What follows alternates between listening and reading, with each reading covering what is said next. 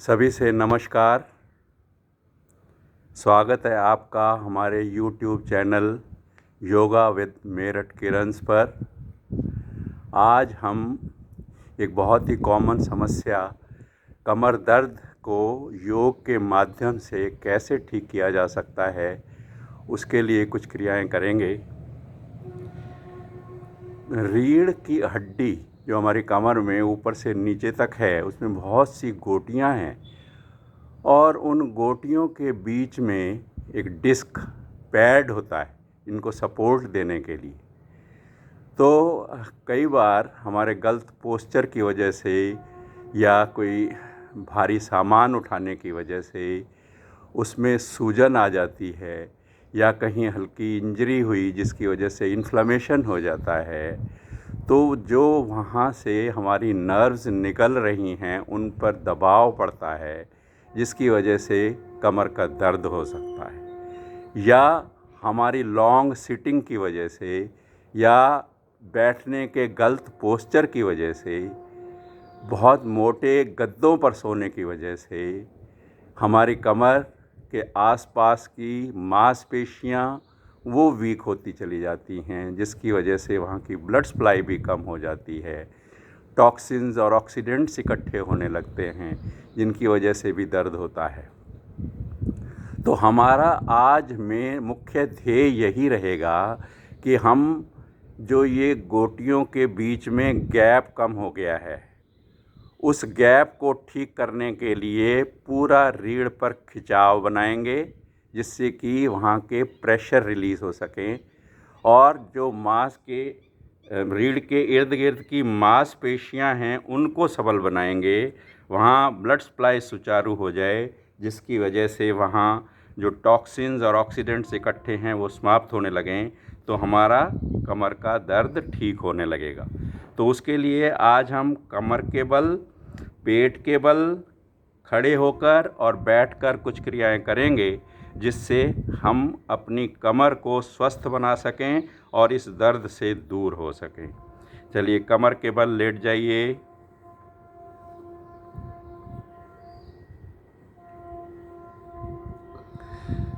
सबसे पहले हम करेंगे ताड़ आसन।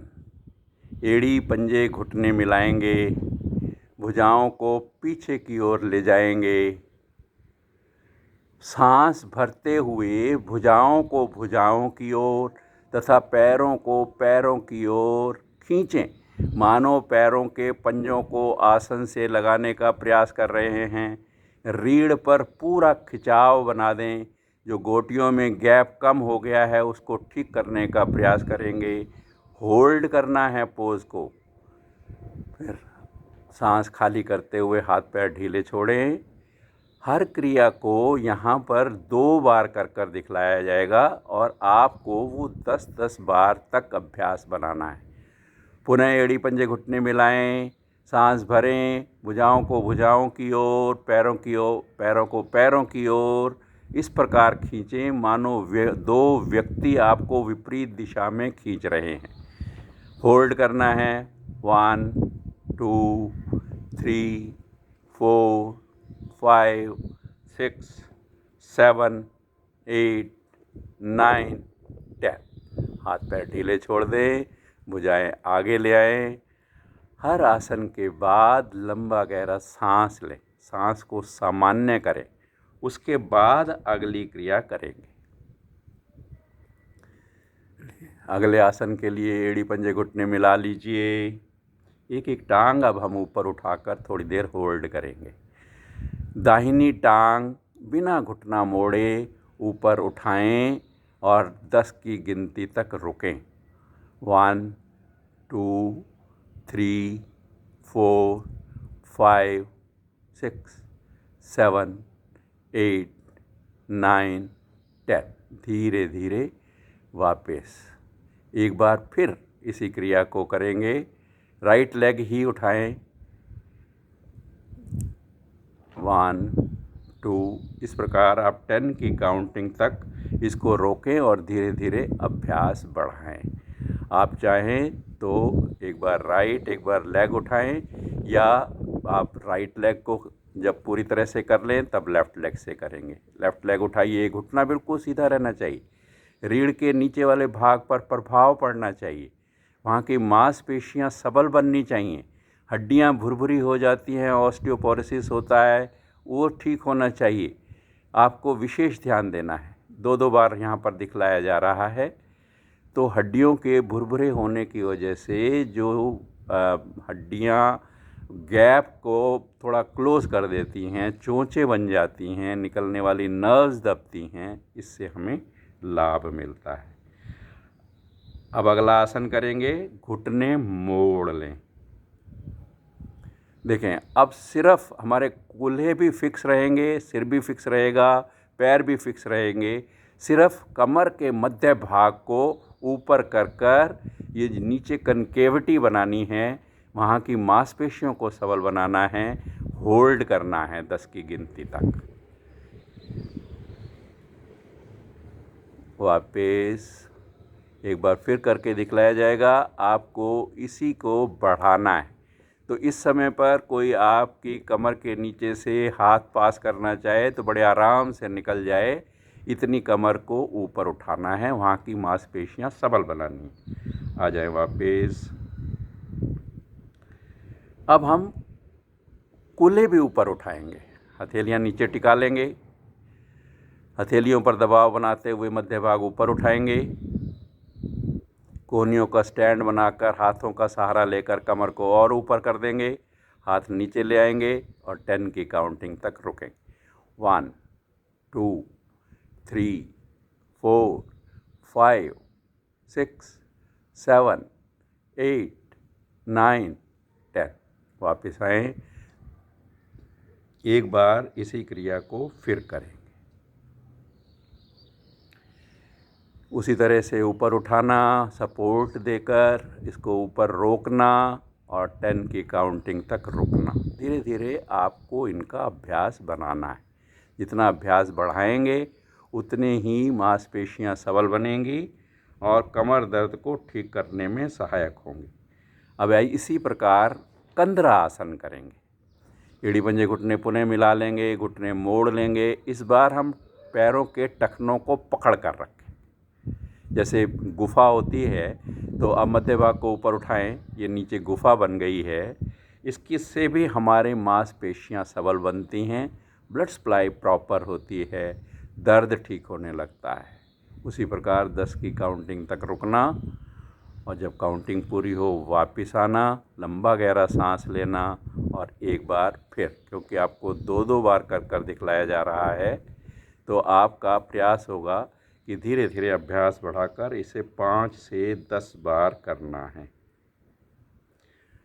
आ जाएं वापस, लंबा गहरा सांस लें, सांस को सामान्य होने दें। लेटे लेटे ही एक आसन और करेंगे, मकर आसन। घुटने मोड़ लें, भुजाओं को कंधों की सीध में दाएं बाएं फैला लें। बहुत ही लाभकारी आसन कमर दर्द के लिए। सांस भरें, घुटने दाएं और चेहरा बाएं घुमाएं, रीढ़ में पूरा ऐंठा देना।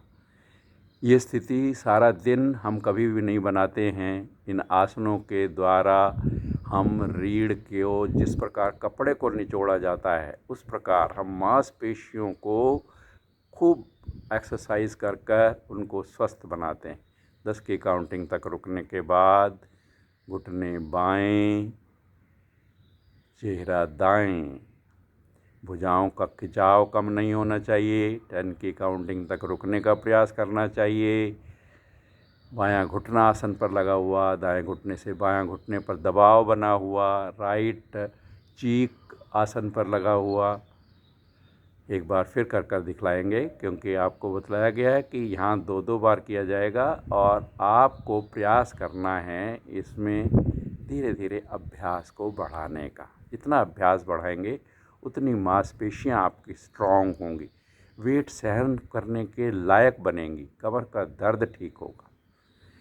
घुटने बाएं, चेहरा दाएं,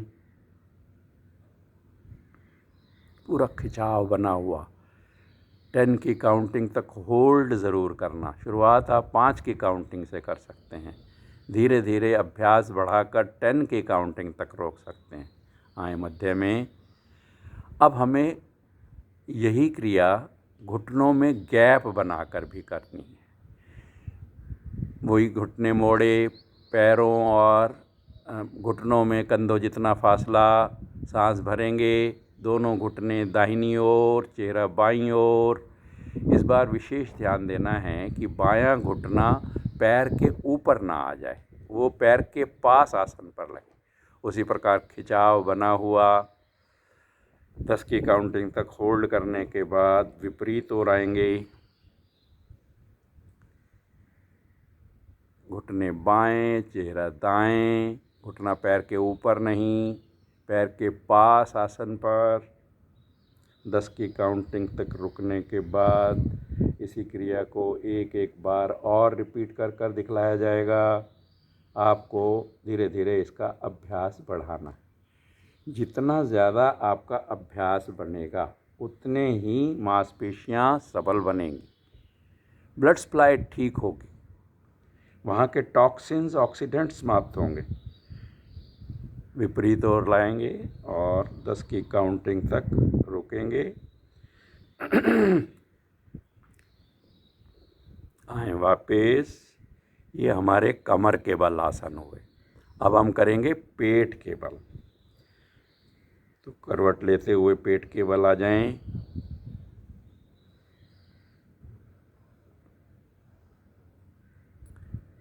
भुजंगासन, सांप के फन की तरह अपने शरीर को बनाना। दोनों हथेलियां थोड़ा नीचे लाएंगे, माथा आसन पर टिका हुआ, सांस भरते हुए गर्दन पीछे मोड़ेंगे। धीरे धीरे हथेलियों पर दबाव बनाते हुए सीना ऊपर उठाते चले जाएंगे। बीच बीच में रुकेंगे, थोड़ा उठाया रुक गए, फिर और उठाया रुके, फिर और उठाया रुके। प्रयास करना है कोहनियाँ हमारी सीधी हो जाए।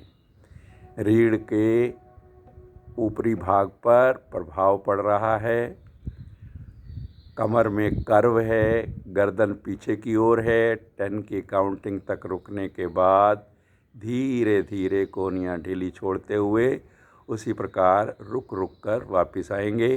कमर के जिस हिस्से में आपको ज़्यादा दर्द है, जब वहाँ आप पहुँचें तो थोड़ी देर और अभ्यास करें, रुकें और पुनः पूरी तरह से सीना और माथा आसन पर टिका दें। दूसरी बार भी उसी प्रकार कर कर दिखलाया जाएगा। तो आपको 2 बार दिखलाया जा रहा है। आप धीरे धीरे इसका अभ्यास बढ़ा सकते हैं। जितना अधिक अभ्यास होगा उतना अधिक लाभ मिलेगा, उतनी ही हमारी मांसपेशियां सबल बनेंगी।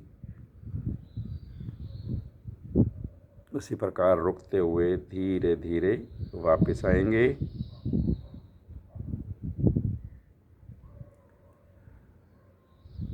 जैसे 10 की काउंटिंग में धीरे धीरे ऊपर गए थे, होल्ड किया, फिर धीरे धीरे वापस आए।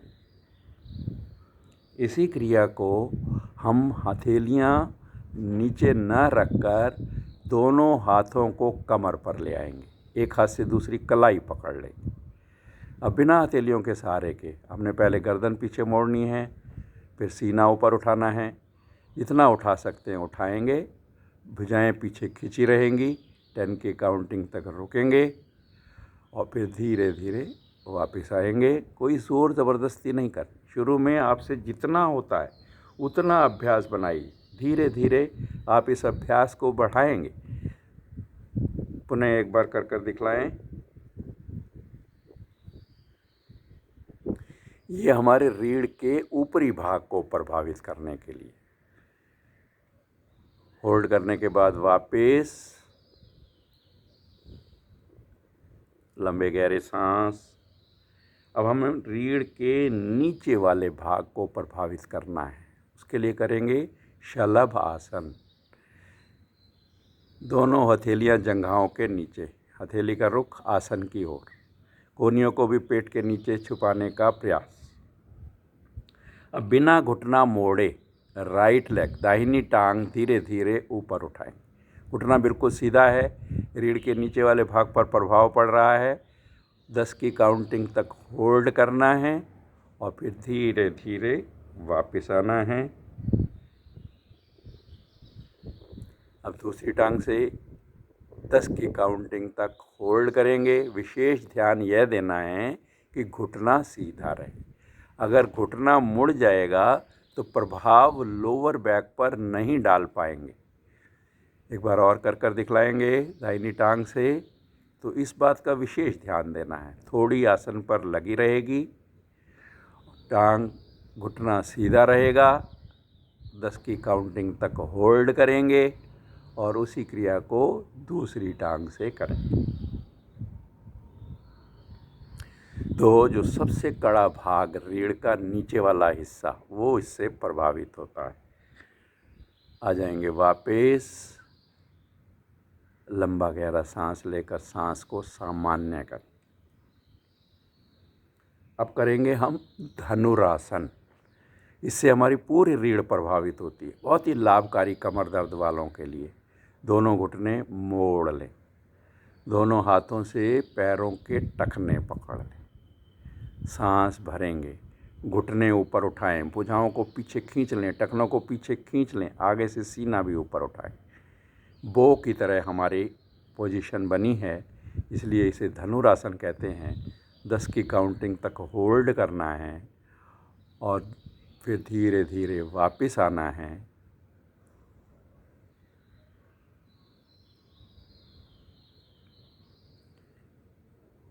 एक बार इसी क्रिया को और कर दिखलाया जाएगा। जितना आप आसानी से कर सकें उतना करना प्रारंभ करें। धीरे धीरे अभ्यास बढ़ाएंगे। वापस आ जाएं। अब एक बहुत ही सरल आसन जो सभी बड़े आराम से कर सकते हैं, मरकट आसन। कोहनियों का स्टैंड बनाना है, थोड़ी को हथेली के ऊपर टिका देना। इस बैठने मात्र से ही लाभ मिलता है, आगे की क्रिया करेंगे तो और लाभ मिलेगा। कमर की मांसपेशियां सबल बनेंगी, स्वस्थ बनेंगी, ब्लड सप्लाई प्रॉपर होगी, दर्द ठीक होगा। राइट लेग को मोड़ेंगे, एड़ी को नितंब के पास लाने का प्रयास करेंगे। शुरू में जितना आसान से आए उतना करेंगे, फिर धीरे धीरे प्रेशर को बढ़ाते चले जाएंगे। कुछ देर होल्ड करेंगे और फिर यही क्रिया दूसरी ओर से करेंगे।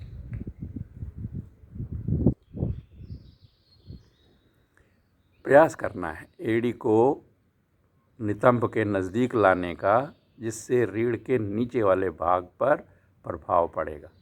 एक बार और कर दिखलाया जाएगा।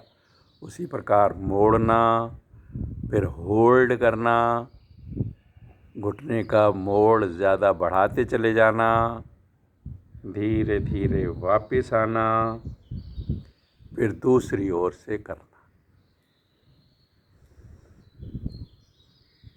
आ जाए वापस।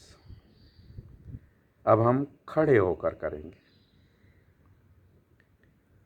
खड़े हो जाइए।